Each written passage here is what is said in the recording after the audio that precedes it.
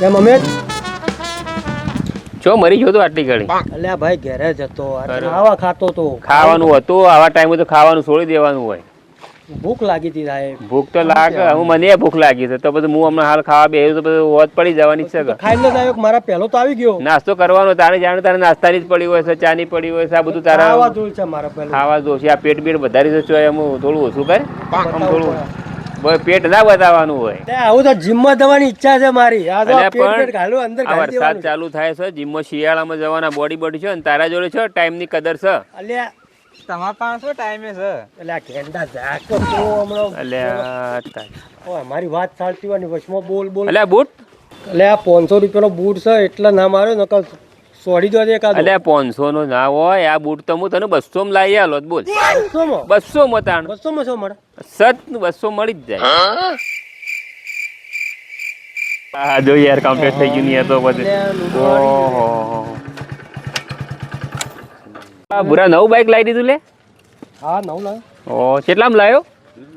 1 લાખ. 1 લાખ? તે મને કીધું હોત તો હું તને 60,000 માં લાવી આલો. તો બસ છેતરાઈ ગયો યાર.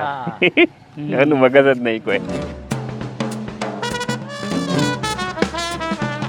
ઓહો બુરા ગાડી લાવ્યો લે.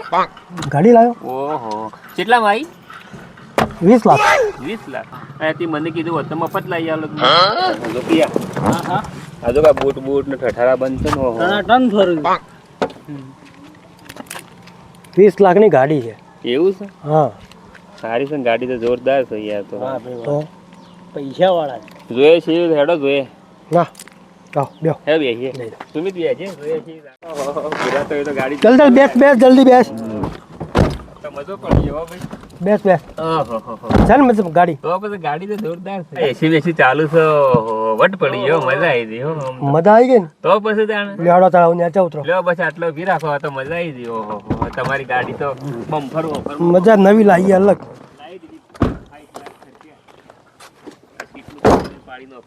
હા બજાવ